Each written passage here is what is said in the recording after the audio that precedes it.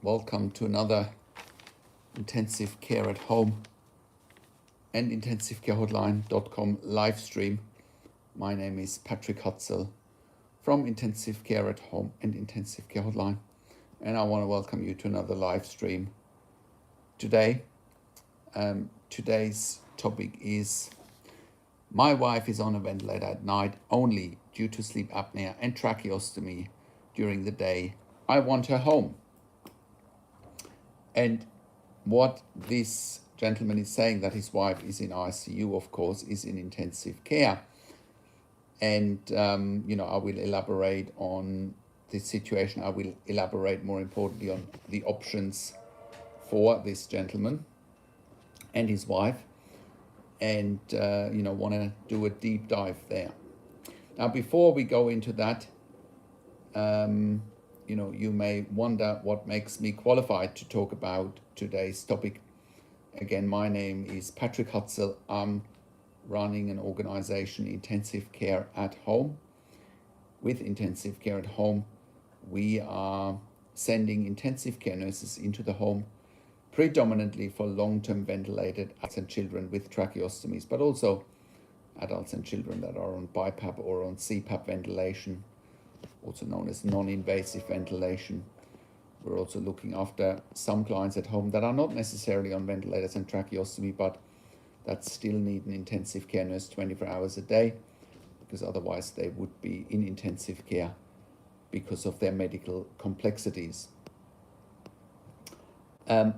Furthermore, we're also providing home TPN, also known as total parenteral nutrition, also known as intravenous nutrition. So we are offering these services in order to enable patients and their families to leave intensive care and go home and improve their quality of life. I am a critical care nurse by background. I have worked in intensive care for over 20 years in 3 different countries. I have worked as a nurse unit manager in intensive care for over 5 years, and I have been running intensive care at home for nearly 10 years now, and we are serving a large number of clients, predominantly in Melbourne, Sydney, Brisbane, Adelaide, Perth in Australia. But we're also helping families in other countries to get home. You should contact us, whether you're in Australia, in the US, or in the UK. You should contact us. We can help you one way or another. I'm also the founder of intensivecarehotline.com. At intensivecarehotline.com, we are helping families in intensive care with consulting and advocacy. We help them to steer the difficult territory that is intensive care. When they have a loved one there, we help them to ask the right questions. We help them with their rights, so they know what their rights are. Most families in intensive care have no ideas about their rights. They don't even know that they have rights. They don't even know they exist, because hospitals, try and exert their will and sort of pretend they're operating in a vacuum. But nothing could be further from the truth. They're not operating in a vacuum.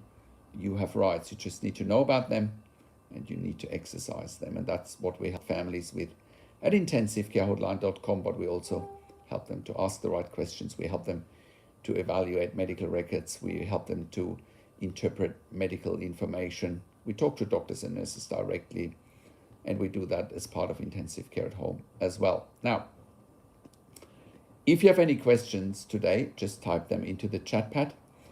If you have any comments, type them into the chat pad. I will also give you the opportunity to dial into the show later.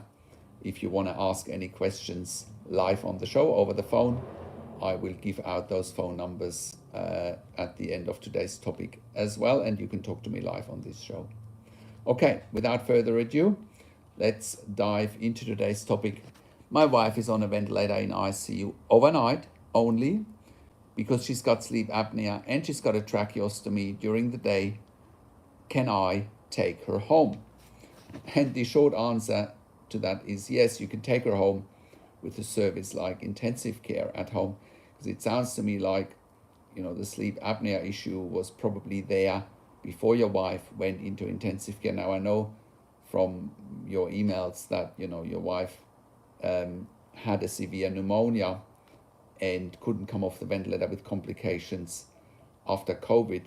So you have shared more of your wife's history. So I do know that the sleep apnea was there before she went into ICU with the pneumonia, and now it's a case of that she still needs the BiPAP overnight, but that she's just on the tracheostomy during the day without ventilation support. So, for any of you watching, what needs to happen if someone is in intensive care for months on end, because your wife has been in intensive care now for 3 months. What needs to happen if someone is in intensive care for months on end? And they can't move forward, which is the case in this situation. So what needs to happen in a situation like that is really, you're voicing your desire about your wife wanting to leave intensive care, and you voicing your desire to the intensive care team that you want her home, and obviously reaching out to us, which is what you've done, and therefore we can help you with setting up intensive care at home. So the first thing that needs to happen, obviously, is to determine that your wife at this stage can't come off the ventilator, which sounds to me like is what's happened, because your wife was on CPAP before she went into ICU for sleep apnea, but obviously without the tracheostomy. Now, obviously, she has got a tracheostomy now, and the BiPAP is delivered via the tracheostomy overnight, but she does still have the tracheostomy during the day, and she's not in a position at the moment to have the tracheostomy removed because she's on too much support overnight. So again, and her CO2 is still on the high side. So what should happen next? What should happen next really is your mum going home, your wife going home on a ventilator with a tracheostomy, and you've shared that your wife is 57 years of age, which would enable her to qualify for NDIS funding here in Australia. Anyone below the age of 65 is able to have NDIS funding, for situations like that, and we can help you with that. Or if you are an NDIS support coordinator, you should contact us as well. Most NDIS support coordinators are non-clinical, and they don't really understand that for someone on a ventilator with a tracheostomy, in order to get them home, it requires intensive care nurses 24 hours a day. And if you look at the mechanical home ventilation guidelines that we have published on our website, the evidence-based mechanical home ventilation guidelines that we have published on our website, intensivecareathome.com, you will see that as per evidence, only intensive care nurses with a minimum of 2 years ICU experience can look after ventilated and tracheostomy patients at home safely.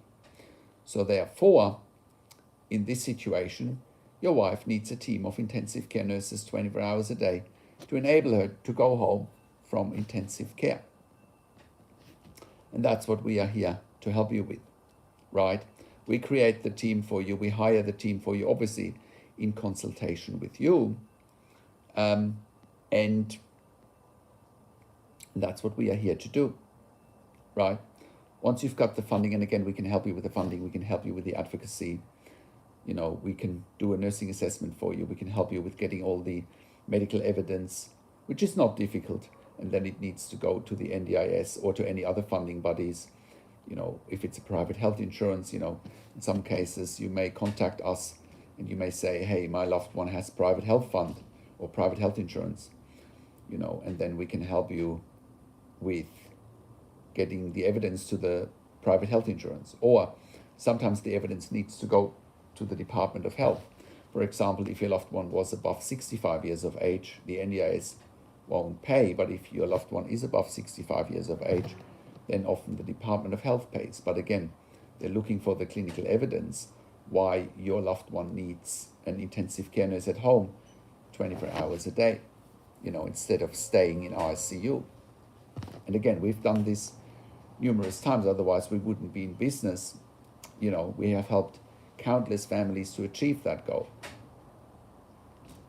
Now, next.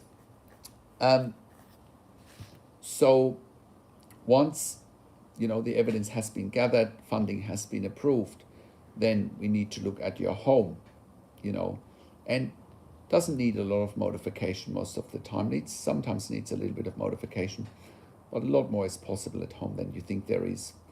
And, we can guide you with that, what you need for a home setup, but it's much less complicated than you think it is.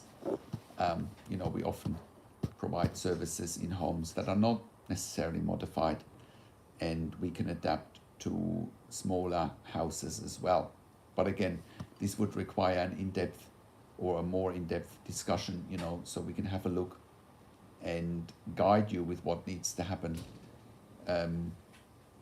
in that home care setting. Now, coming back to the mechanical home ventilation guidelines, as I said, for someone to safely leave intensive care, you need a minimum of 2 years ICU experience at home with intensive care nurses. You need a team of intensive care nurses, which is what we are there to hire for you. And, we employ hundreds of years of ICU nursing experience at home. And we employ, a team, again, of hundreds of years of intensive care nursing experience. I don't think there's any other organization worldwide that has more intensive care nursing experience in the community than we have at intensive care at home. So you'll be in very safe hands here to get your loved one home from intensive care. So what could happen if you don't have an intensive care nurse 24 hours a day at home for ventilation with tracheostomy? So let's just run through this because, unfortunately we have seen this. If someone on a ventilator or with a tracheostomy, and they don't necessarily need to be ventilated, even if they, quote unquote, only have a tracheostomy, they still need an intensive care nurse 24 hours a day. With those intensive care nurses need to have a minimum of 2 years intensive care nursing experience. What happens if that's not the case? Well, what happens is patients die. And I need to put it that bluntly because, we have seen it over and over again where funding bodies, for example, only make funding available for night shifts. And then clients on a tracheostomy or with a ventilator are left without an intensive care nurse during the day. And we had 3 clients pass away in 2020 where funding was not made available during the daytime. And just as we predicted at the time, those clients passed away during the day because the NDIS didn't want to fund daytime despite overwhelming medical evidence. So, that's negligent from the NDIS, and I would think that anybody, that's watching this, that's affiliated with the NDIS, would not want to repeat that exercise and be potentially be seen as murdering people, and those are strong words that I'm using, I'm well aware of that, but that's what it is. Because the medical evidence is there. Again, look at the mechanical home ventilation guidelines. You can look at doctor's letters, you can look at nursing assessments. The evidence is overwhelming that someone on a ventilator with a tracheostomy needs intensive care nurses 24 hours a day, full stop. And, and if the NDIS is not responding to medical evidence, then that's negligent, and the NDIS needs to take responsibility for being negligent and potentially killing people. I hope someone from the NDIS is watching here today and takes note of what I'm saying. Because we are seeing that at the NDIS, on the NDIS level, funding decisions are often being made from people that have no clinical background, that have no idea about tracheostomy ventilation, never set a foot into ICU, never been in a nursing home or in a hospital working there as health professionals. So they are making very random and arbitrary decisions that cost people's lives. Okay, moving along again. And even if you're watching this and you have a loved one at home already on a ventilator with a tracheostomy, but you are fearing now that your loved one's life is at risk, you should contact us as well. We can help you one way or another here at Intensive Care at Home. So, next, especially with the tracheostomy during the daytime, it needs frequent suctioning. Also needs frequent suctioning overnight probably while your wife is on the BiPAP. It needs regular maintenance, i.e. dressings need to be changed regularly, at least twice a day. Inner cannulas need to be changed. You did say that your wife has an inner cannula. So inner cannulas need to be changed regularly. If you don't change them, a sputum plug can happen and can lead to a medical emergency, potentially including death of a patient if people don't know what they're doing with an inner cannula for the tracheostomy. And this is again where the expertise comes in of intensive care nurses with a minimum of 2 years intensive care nursing experience, right? It's critical to have that experience. Next, nebulizers often need to be given, whether it's saline nebulizers, whether it's ventilator nebulizers, atrovent nebulizers, when someone is on a ventilator with a tracheostomy. The tracheostomy needs to stay patent, right? The tracheostomy can dry out pretty quickly if there's no humidification and no nebulizers being given. If you're not changing dressings regularly, there's an infection risk, right? The devil is in the detail there. Also, when you connect someone to a ventilator at night, again, you need to read the ventilator settings hourly. You need to be able to interpret ventilator settings. You need to be able to look at tidal volumes. You need to be able to look at pressures, in order to troubleshoot if ventilation is running smoothly. You need to be able to interpret whether tidal volumes and oxygen saturation correlate. If one or the other is high or low, what's the trend? Right? Again, this is where the expertise of an intensive care nurse is coming in.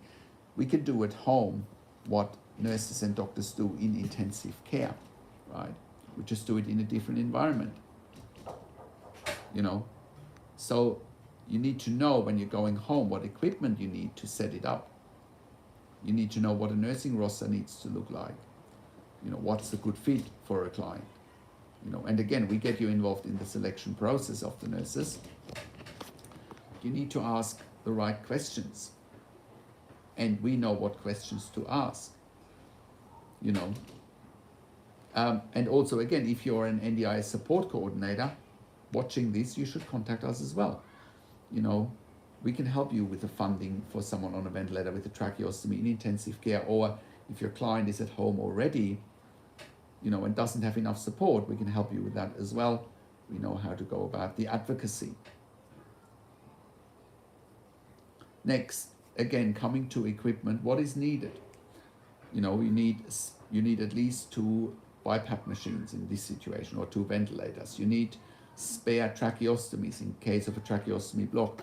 You need spare tracheostomies because the tracheostomy needs to be changed regularly. You need a humidifier, right? Because when you have a tracheostomy with a BiPAP, you need humidified air. And if your loved one or your wife is not on the BiPAP, you still need a humidifier, and you need to use a trachea mask with humidified air, or sometimes humidified oxygen, right? Depending on the need. You haven't shared whether your wife needs a lot of oxygen as well. You need suction machines, right? You need at least 2 suction machines in order to suction the tracheostomy, right? Again, this is almost like a lifeline. You can't go home without a suction machine and an intensive care nurse knowing how to operate the suction machine, right?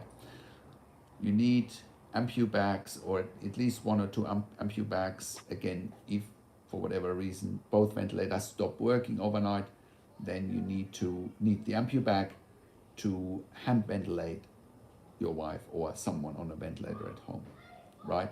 You need oxygen, whether that's an oxygen cylinder or whether that's oxygen concentrators. You need all of that. You need, again, spare tracheostomies. You need spare tracheostomy dilators in case of dislocation of a tracheostomy, in case of collapse of the stoma. Most stomas are formed well, especially if they've been there for a long time, but especially the newer formed stomas, you may need a tracheostomy dilator in case the stoma collapses, if the tracheostomy comes out. Shouldn't really happen, but it can happen, What else? You need, I assume your wife has a PEG tube, or maybe she still has a nasogastric tube, but if she's going home, she probably you should be looking for a nasogastric tube instead of a PEG tube. Sorry, the other way around. If your wife is going home, she should have a PEG tube instead of a nasogastric tube. And the PEG tube can be reversed, but in order to go home safely, it is safer to go home with a PEG tube. And then hopefully your wife can start eating as well. You haven't mentioned anything about that she can't swallow. Next, you then need a stable 24-hour intensive care nursing roster at home.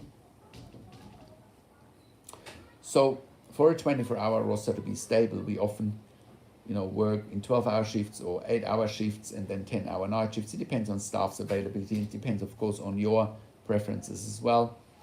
We try to get a roster that works with your preferences as well as with the staff availability's preferences. We need a minimum of 10 staff on a 24-hour roster to cover for shortfalls, cover for sick calls, for annual leave, holidays, all of that. Our goal for every client is to cover 24 hours a day.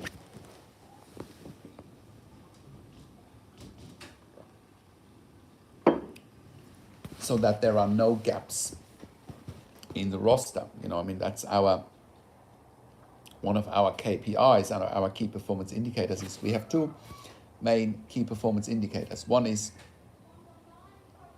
0 readmissions back to ICU, or I should say 0 non-elective readmissions back to ICU. And we have another KPI is to have all shifts filled for our clients, which makes sense.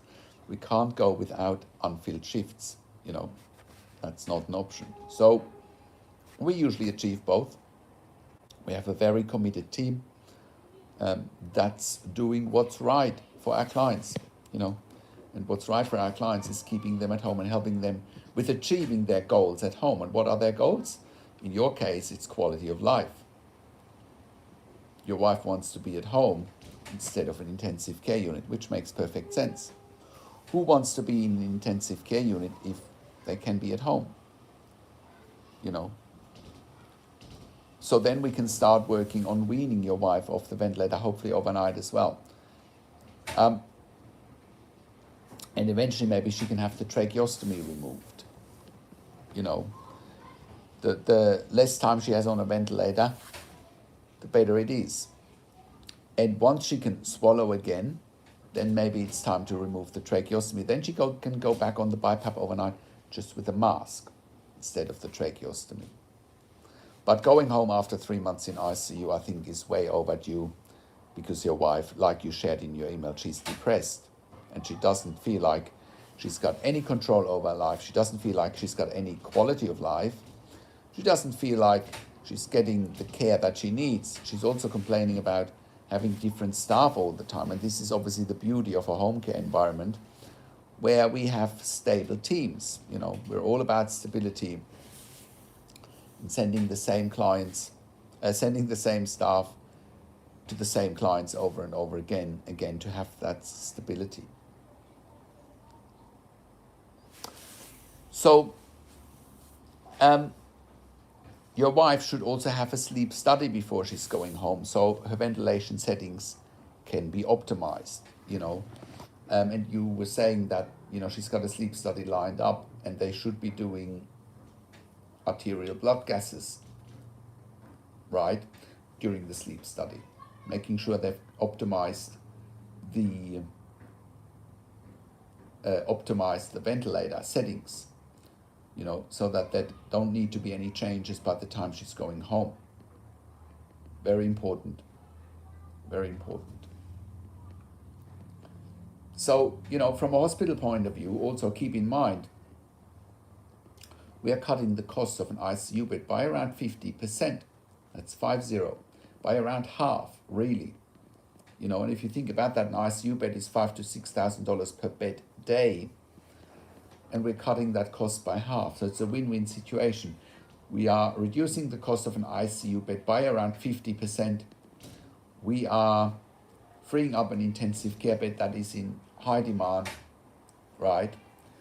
So it's a win-win situation. And more importantly, we improve the quality of life or quality of end of life in some situations for our families and patients at home.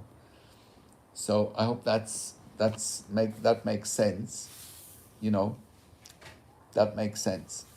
Now, if you have any questions to today's topic or anything intensive care or intensive care at home related, please type them into the chat pad. Type them into the chat pad. That would be great.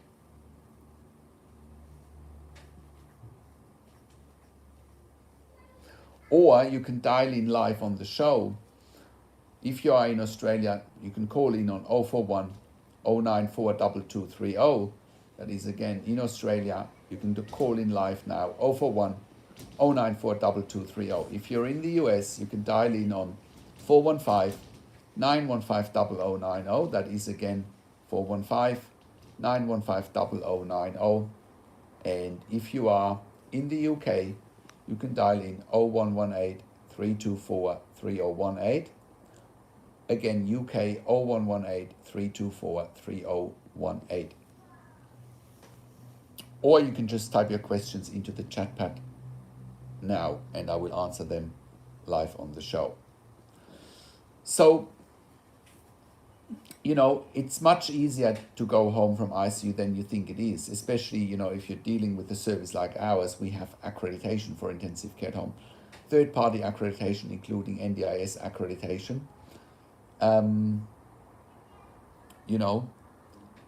And we have built the intellectual property to make it happen for clients and their families to leave intensive care. And we've also built the intellectual property and accreditation for intensive care units so that we can keep clients at home predictably, so that ICUs don't have to worry about patients coming back to intensive care all the time. That would defeat the purpose of our service.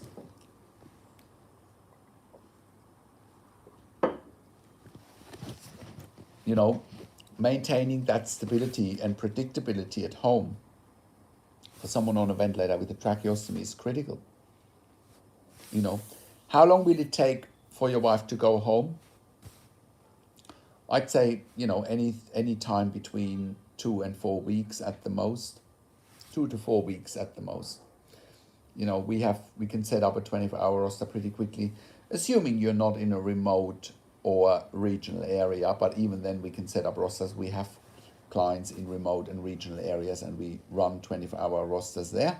Might take us a little bit longer to set it up, but it's still possible. There's no issue there.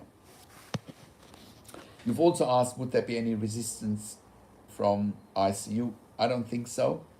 I don't think that there'll be any resistance. They'll be glad to empty, the ICU bed because they have so many patients knocking on their door in need of ICU care, right? So you shouldn't worry about the ICU not wanting to help you with this. Next. So we talked about funding, we talked about how to set up the team. Let me know what other questions you have about this. Even if you're not watching this live and you're watching this as a replay, you should still type your questions into the chat pad and then I'll address them in a separate video or the next live stream. Please keep asking questions. Okay, so let's slowly wrap this up for today. Finally, what ventilators do you need at home, especially with sleep apnea? You probably need a ResMed ventilator. ResMed is, specialized on ventilation therapy at home. Again, you should talk to us. We can set you up with ResMed and help you select the right ventilator. Maybe the ICU has already been in contact with ResMed to select the right ventilator, but if not, please contact us. We can set you up with ResMed and again make it a smooth experience and a win-win situation for everyone. Okay, now if there are no other questions, I'm going to wrap this up in a minute. Thank you so much for joining the show and thank you so much for your support. Now, if you have a loved one in intensive care and you want to go home, you should check out intensivecareathome.com and you should contact us on one of the numbers on the top of our website at intensivecareathome.com. Again, if you have a loved one in intensive care on ventilation with tracheostomy or on non-invasive ventilation, BiPAP, CPAP, or if your loved one is medically complex and stuck in ICU but isn't necessarily ventilated with a tracheostomy, you should contact us as well, again at intensivecareathome.com, and call us on one of the numbers on the top of our website, or send us an email to info@intensivecareathome.com. Again, we also provide services for home TPN, also provide services quote unquote only for tracheostomy clients, and not, your loved one might have a tracheostomy, it's not ventilated, or if you're watching this, you might have a tracheostomy or you are ventilated. One way or another, you should reach out to us. If you have a loved one in intensive care, still, you can also look at intensivecarehotline.com for our consulting and advocacy. Again, you can go to intensivecarehotline.com and call us on one of the numbers on the top of the website there, or send us an email to support@intensivecarehotline.com. Also, have a look at our membership for families in intensive care at intensivecaresupport.org. There we have build a membership for families in intensive care where they can ask questions 24 hours a day in a membership area and via email. And you can check that out. Also, if you want a medical record review for your loved one in intensive care or after intensive care, especially if you suspect medical negligence, if you want a second opinion, you should contact us as well. We can help you with a medical record review. Don't let ICU tell you it takes 30 days to get access to medical records. Don't let ICU tell you you can't have access to the medical records. As long as you have the power of attorney, next of kin, you have a right to access medical records anytime. What is it that they have to hide? You got to ask that question. So we can help you with getting access to medical records as well if you're struggling with it. Again, thank you so much for your support. Thank you so much for watching. Like the video, click the notification bell, subscribe to my YouTube channel for regular updates for families in intensive care, and share the video with your friends and families, and comment below what you want to see next, or what questions and insights you have, or send me a topic for the YouTube live stream, what you want me to discuss here. Again, thanks for watching. This is Patrick Hutzel from intensivecareathome.com and intensivecarehotline.com, and I'll talk to you in another live stream next week, same time. Take care for now.